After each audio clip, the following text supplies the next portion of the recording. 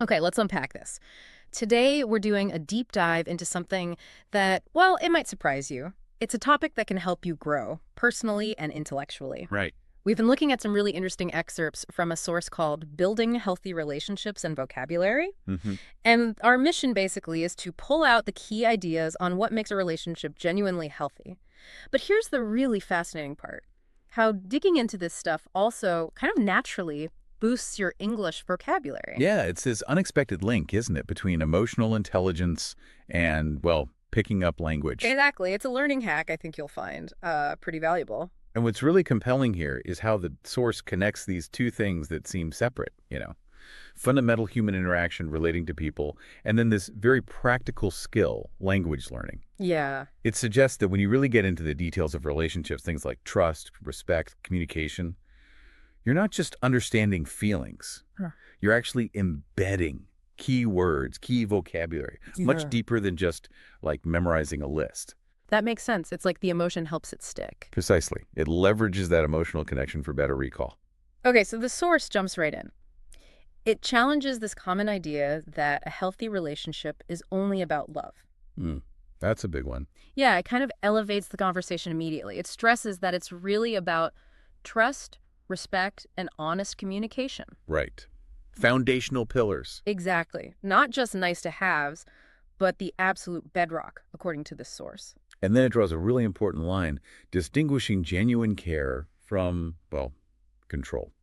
It says, when someone truly cares, they don't control you. They understand your boundaries. That's such a crucial point. It clarifies that real care isn't about limiting someone. No, it's about respect, Yeah, acknowledging their space, their limits. You know that phrase, we respect each other's space? yeah. When you grasp the feeling behind boundaries in that context, the word itself means so much more. It's not just a definition anymore. It becomes a felt experience. Exactly. Okay, so if those are the healthy signs, trust, respect, boundaries, the source then asks, how do you spot the unhealthy signs? The warnings. The red flags. Right, it lays it out very clearly. Someone consistently makes you feel anxious, ignored, or trapped. That's what it calls a red flag. A warning sign the relationship might be, well, toxic. And it's such a powerful idiom, red flag. Learning it linked to those feelings, anxiety, being trapped, makes it instantly understandable, unforgettable, really. Yeah, it's vivid. And recognizing those signs is vital. The source presents it as a prompt, really, a signal to maybe reevaluate things, which, let's be honest, can be hard to do sometimes. Desperately. And the ultimate measure it gives is quite profound, I think. Remember, love should feel like peace, not pressure.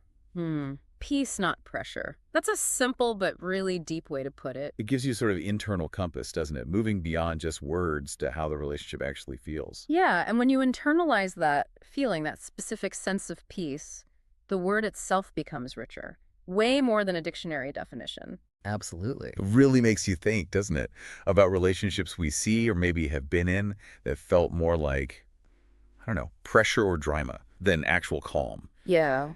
And this brings us right back to that core idea of our deep dive. Yeah. How does understanding all this emotional stuff help with language? The source explicitly ties it together. It says, and while you're learning about love, you're also learning new English words like trust, boundaries, red flag, and affection. It's clever, isn't it? It really is. So like a two-for-one deal.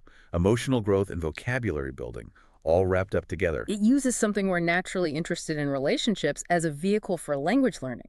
When you wrestle with what trust really means, or boundaries, or affection, in a real-world sense... You're not just learning a word. Exactly. You're sort of experiencing it into your memory. That's where this approach really shines. The source sums it up nicely. Grow your heart and your language with every conversation. Okay, so let's quickly recap what we've pulled out here. The big takeaway. A healthy relationship, based on this source, needs more than just love. It's built on trust, respect, honest communication. The core pillars. Right. And real care means understanding boundaries, not controlling someone. Remembering that idea, we respect each other's space. Then there are the warning signs. Feeling anxious, ignored, trapped. Those are the red flags signaling a potentially toxic situation. Important to recognize. And that ultimate benchmark.